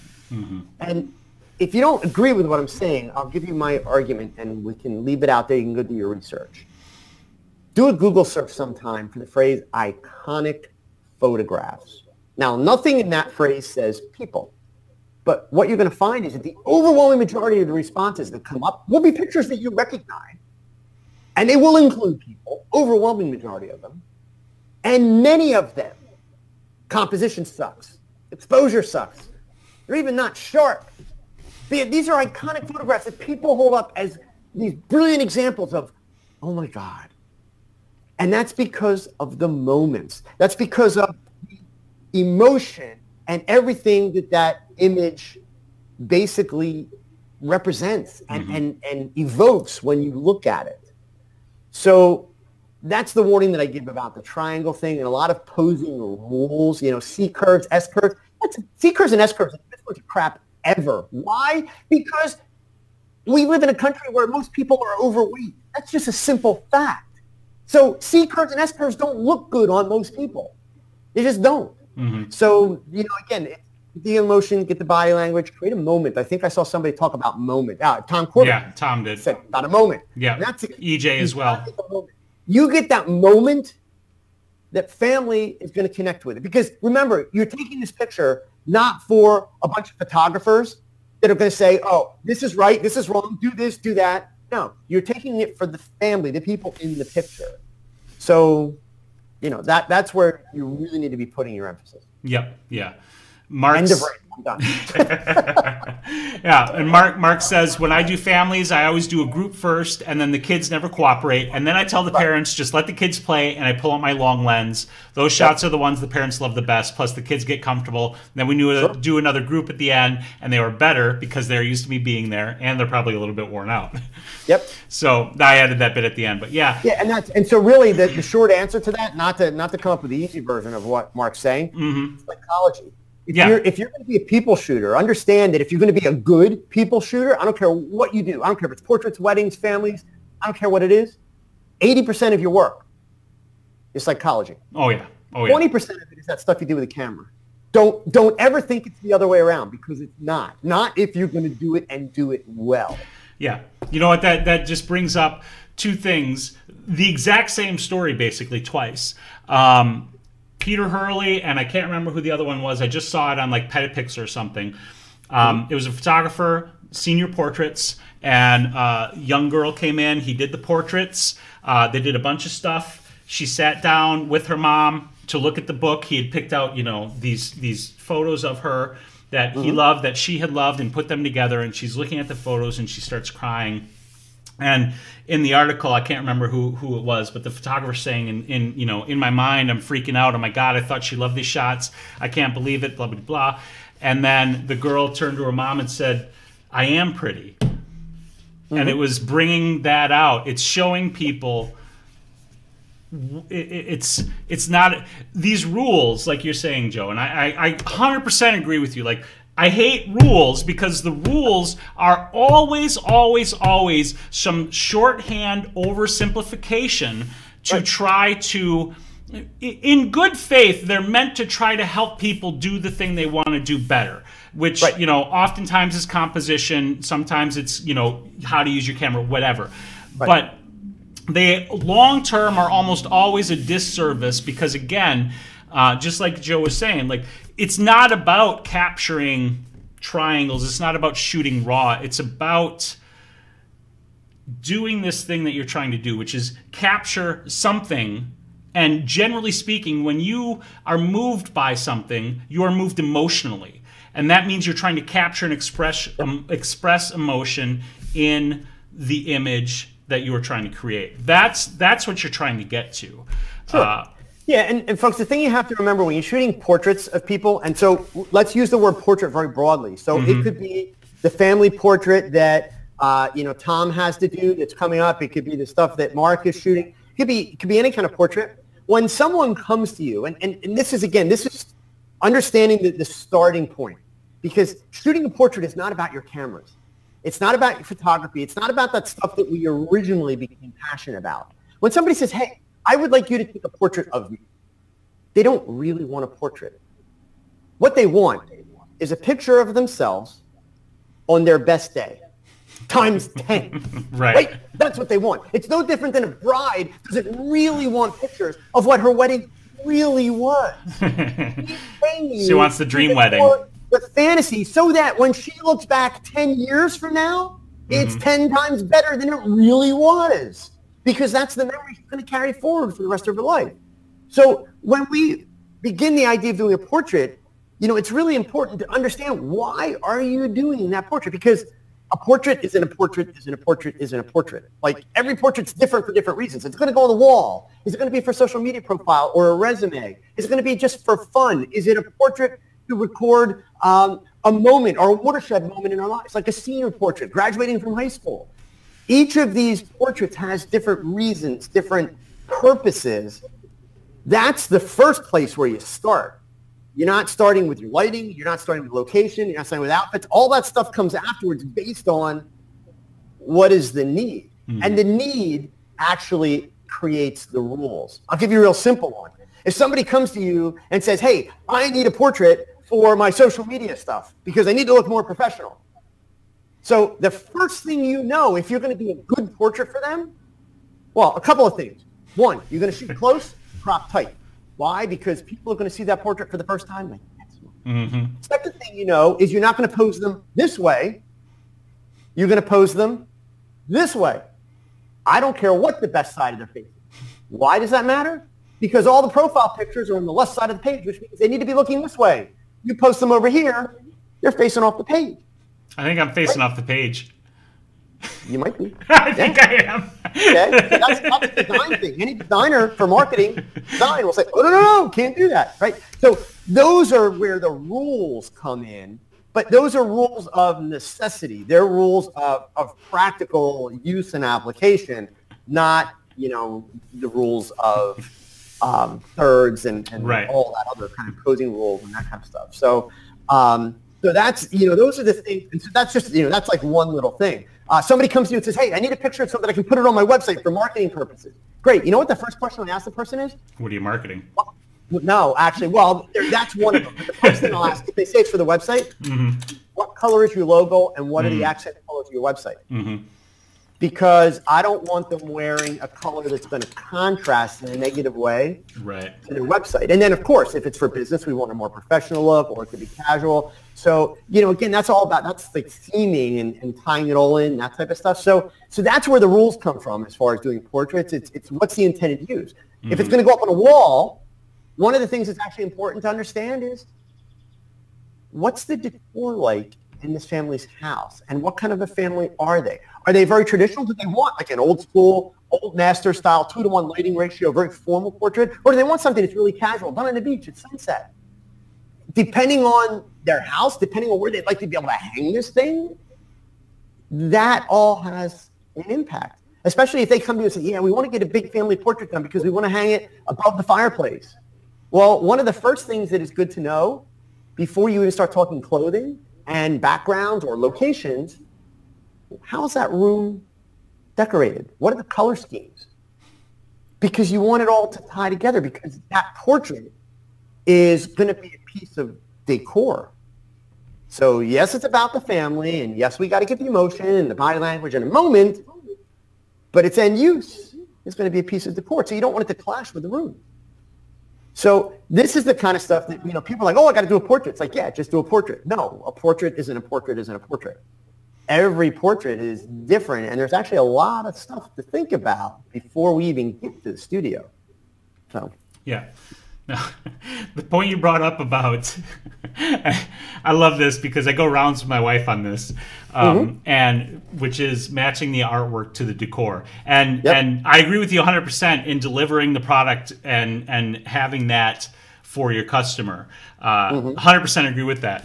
As a person who wants to decorate my own house, I'm like, who the fuck cares? Just put the art up because you like the art. But that's me. Like, I'm not disagreeing with what you're saying. I was laughing because I think about my wife would be the customer in this situation, right? And I would need to give her what she wants because she's my wife. Oh, trust me, in my own home, there's no color coordination. And thank goodness my wife is like, yeah, you can put that up. Yeah, see, she's chiming in. We live in a Pinterest world now, and in the Pinterest world, it's all got to blend. It matters. Yeah, so, no, you're absolutely right. Yep. And I've gotta say too, like, it's funny that you ended up talking about that, Joe, because that's something that I personally have been actually thinking about in my own work, and I hate to say this because this is like one of these social media things, right? And I'm not. I don't know how much of my work you've seen, Joe. Fair amount. Okay, so I always manage to wind up tuning in when you're retouching images. Oh, well, there you go. I'll be working at my desk, so a lot of times it's playing in the background, but yeah, right. I see the stuff when you're retouching that. So, yeah. So I have, and I set, and to back it up for a minute, like, I set this up this way for myself, right? Like, everybody takes a different path into this, and my path into this was that I didn't want to have a commercial studio and do client work. I wanted to shoot what I wanted to shoot. Yep. And not knocking anybody who does that kind of work. I just knew I didn't want to do that kind of work. So I would say that generally speaking, I approach and I shoot my work as art. And that's, again, I'm not declassifying what you or anybody else does not as art, because all photography is, in my opinion. But when I look at the breadth of my work, I sometimes think it's too scattered. And there's a part, like, because I am always collaborating with new people and we always have these new and different ideas and concepts. And the reason I started thinking about that shamefully is because, I was doing some reading and thinking about trying to actually put some serious effort into Instagram. And everybody talks about how on Instagram you got to have this consistent look. You always got to use the same colors. Yeah, I know. That's my exact same reaction, right? It's like, sorry, but fuck that. Pardon my language. Well, so just real quick, the problem with that for me, the reason I won't go that route, it's a trend. I hate trends. No, I agree. And that's why I have no intention to do it. But I also I feel like I have a distinctive style, but I'm always questioning myself, right? And I think as photographers, we all do that. We all always question ourselves. I'll be editing, I'll be looking at a piece, and I always see the flaws in it, and I always see the things that I could have done different, I could have done better. And to wrap all of this back up and around, the thing is what you already just said. Be aware of and wary of trends. Because it's something that can suck you in a bad way. It can actually be detrimental to you. Part of the reason trends are creativity killers. Yeah. Trends put you in a box. Yeah. Because you're trying to meet somebody else's idea. That's why I don't like trends. And don't get me wrong, I'm not the most creative person in the world. God, I wish I was. I really do. But I'm not. And I learned that a long, long time ago. So I do what I do to please myself. Right. And if you're going to make money doing that, then the simple premise is find somebody dumb enough to pay you. That's the simple premise. Right. I mean, that's how it's been forever. So yeah, but trends are absolutely creativity killers. Right. That's the thing that I came back to is thinking about it again, I'm framing this in social media because I'm looking at this and like part of my business is educating my business, not part of my business is educating people, right? Like, I mean, we're both in the same business now, and I don't sell my work for that reason, but showing my work is important. And right now, I don't really have a social media. I don't really have a place other than my portfolio website that I'm showing my work. And I'm just talking through this in my head, mostly as a way to help all of you see that we all deal with this, right? We all feel and question our own work, and struggle, A, to see it cohesively, and B, to share it and get the appreciation we might feel we deserve for it. And I lost my train of thought, but the main point is watch out for the trends and don't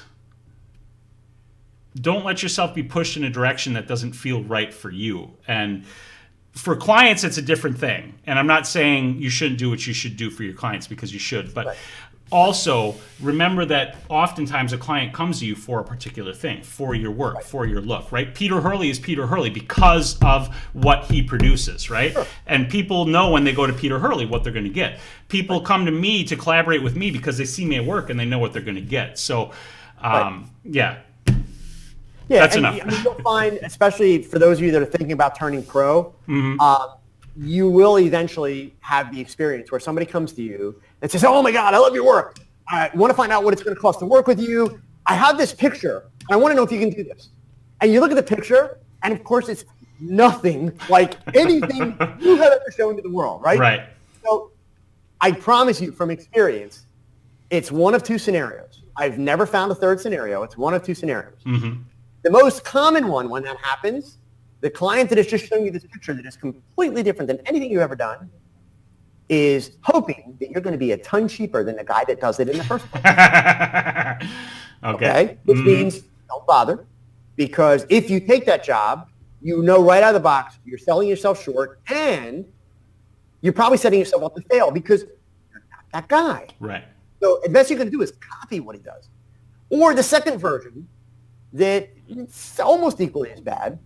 The client is just a complete moron, in which case don't work with a moron, because it's just going to be a nightmare to do it. So, yeah, I mean, the premise that I use, if we go all the way back to, the old masters, the Rembrandts, the Renoirs, all those people, they made very little money as artists. But what did they do? They had patrons. They had people that would put a roof over the head, give them a place to sleep, feed them, put clothes on their backs in exchange for being able to display their artwork. Okay? So they did what they did to the best of their ability, and they found someone dumb enough to support them. And that's essentially how it still works today in any type of creative endeavor. You really are only capable of doing what you can do. So if you're going to succeed, what you've got to do is find a way that people will pay for it. For 15 years, I made 95% of my income shooting modeling portfolios. This started in like 2001. This was during a time period where it was becoming perfectly crystal clear that the market was quickly going to reach a point where it was actually stupid for a new model to pay a photographer to shoot a portfolio. So my challenge was, how do I get people to pay me? Because I'm not the best photographer in the world. And during that 15 years, I had people monthly travel from New York, Los Angeles, all over the country to shoot portfolios with me.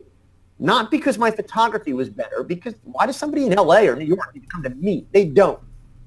They came to me because what I did is I built a product around it, and I sent them home. First of all, I taught them, approach it like a business. And I sent them home with a portfolio, but also a marketing plan. They understood after my mentoring how they were going to contact agencies, how to submit to agencies, how to make sure that they could get signed. So I had a 100% track record of success. If a girl went home and followed the guidelines that I gave her, she got signed, and she made her investment back, which meant she was running a positive cash flow business. Right. That's why people were willing to come and spend $3,000 to $5,000 on a portfolio, because I was teaching them how to make that money back. It had nothing to do with my photography. That's the irony of it. Right. So, but again, it's find that audience. So, I mean, that's the key with all of it. You've got to do what you do. And you know, one of the things, believe me, I love social media. I'm a tech nut. I love all this technology. I love the changes. I don't want to be a dinosaur. The world's evolving. I love the evolution. I find it challenging. However, while I wish I had Google and YouTube when I was a kid to be able to learn from, I'm really glad I didn't have social media, because when I was younger and I was learning photography, for the overwhelming majority of my photography, I had an audience of one. I had to look at it. I had to be honest with myself. Right. Pretty good, because the only work I could compare to, once a month, Popular Photography and Modern Photography magazine would show up in the mailbox, and I could look at some pictures in magazines. My mother subscribed to Life and Look, which of course were great images, so I was looking at those. But that's it. That's all I had to work with. So I had to be honest with myself about, is this what I want it to be? So it wasn't a matter of it was, for me, it's never been, is it right or wrong? That's part of the reason why I don't enter photo contests, because I'll be damned if somebody else is going to tell me the picture's right or wrong. I fully understand nobody else is going to have the same experience with my photo that I do. I understand that. So I'm not going to put myself through that. I take the picture for me. If somebody else likes it, that's awesome. Right. But if they don't, that's okay. I didn't really take it for them. I took it for me. So I love that. Yeah. All right, we got about 9 minutes left. Let's get to a couple of comments, and then we'll probably wrap this up. TC says, I feel the same way about Instagram, but it's owned by Facebook, so I'm going to start treating it as such. Yeah, that's a whole nother conversation. Yeah, I was going to say, that's more than 2 hours on its own. Right.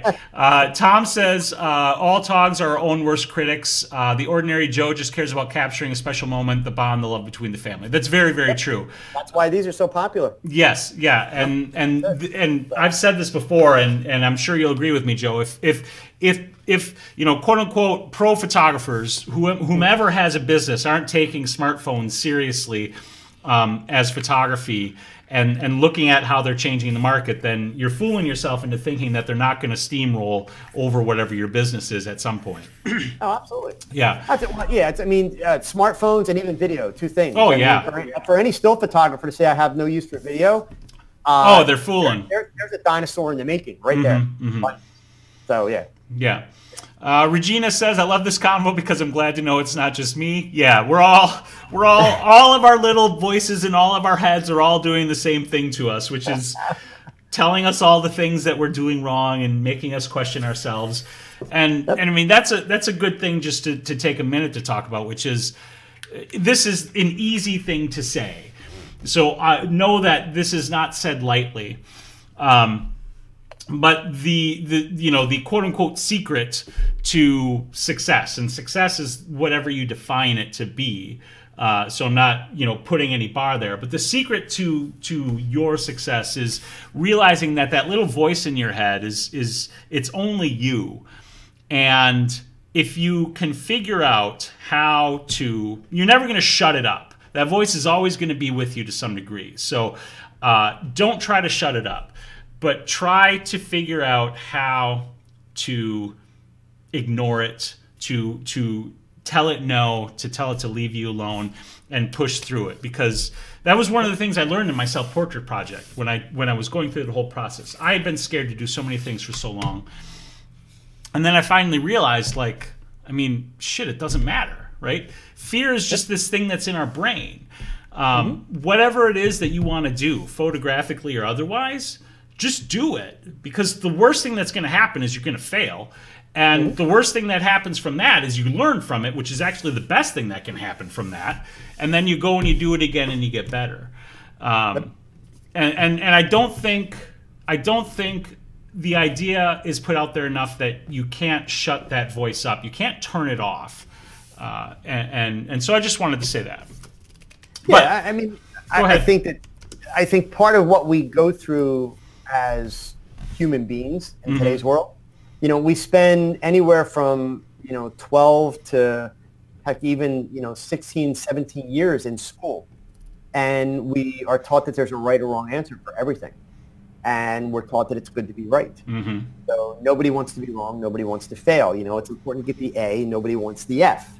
And when it comes to creative endeavors, it's not that simple, because the fact of the matter is, as a photographer, when you take a picture, no other human being, even if your wife or spouse or significant other is standing right next to you, no other human being is going to have the exact same experience with that photograph that you did, which simply means you're not going to connect with everyone. So, part of this whole social media philosophy of, likes and all this stuff, that's meaningless because it's all shallow. It's all at face value.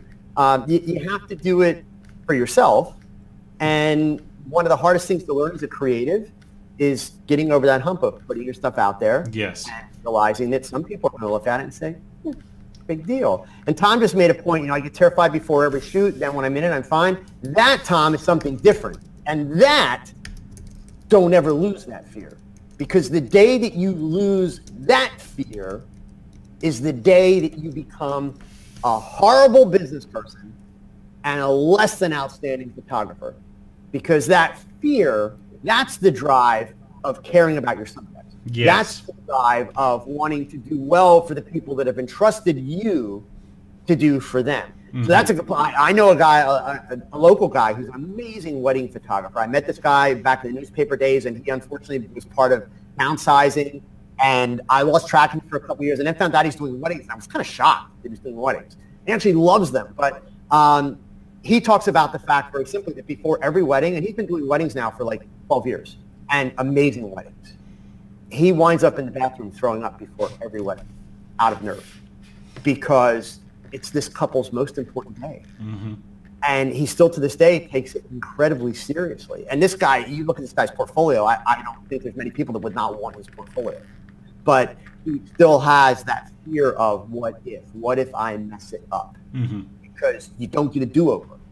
That's the thing. So Tom, that fear, that's a good fear. Embrace it. That fear is motivation. That's the fear that drives us to do well, to learn our craft, to really put in the effort. So when I hear people with that fear, I pat them on the back and say, congratulations. Yeah.